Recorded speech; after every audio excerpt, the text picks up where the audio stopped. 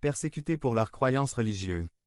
En 1620, ils décidèrent de mettre le cap sur la colonie de Virginie. À leur arrivée à Plymouth, dans le Massachusetts, ils rencontrèrent l'Indien Squanto, qui les a aidés à survivre aux rudes hivers.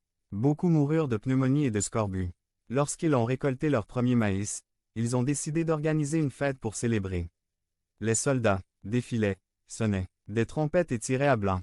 Ils ont invité 90 Indiens autochtones, qui ont concouru avec eux dans des courses et des sauts d'obstacles, et ont amené 5 cerfs pour le repas, qui comprenait du canard, de l'oie, du venaison, des fruits de mer, du pain blanc, du pain de maïs et des légumes. Selon l'histoire, cette première célébration n'incluait pas de dinde, de sauce aux canneberges ou de tarte à la citrouille, qui sont les plats préférés du Thanksgiving moderne. De 1621 à 1863, elle fut célébrée sporadiquement et à des dates différentes, et parce qu'il s'agissait d'une fête religieuse, certains gouverneurs considéraient que la décréter était une ingérence de l'État dans la religion. Bien que le président Washington ait publié une proclamation en 1789, c'est le président Lincoln qui a déclaré la fête nationale pendant la guerre civile.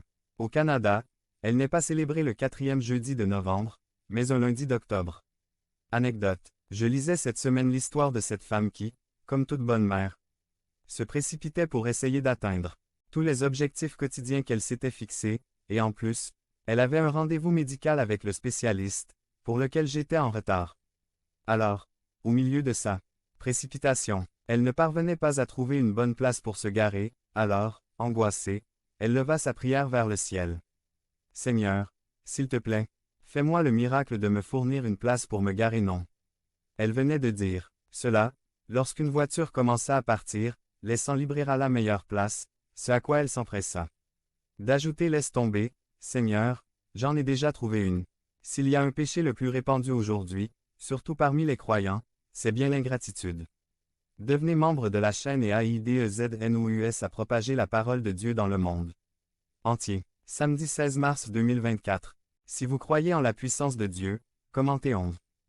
Dieu fait tellement pour nous à chaque instant de notre vie, et pourtant, nous lui rendons rarement grâce ou le crédit qu'il mérite pour ses bénédictions.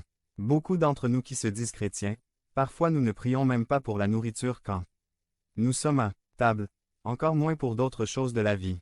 Examinons ce passage de l'Écriture qui illustre certaines choses importantes que Dieu veut nous montrer aujourd'hui. Au fil des années, Thanksgiving a perdu son sens et son but.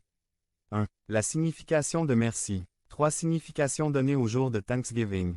1. Le signification du monde. Pour le monde,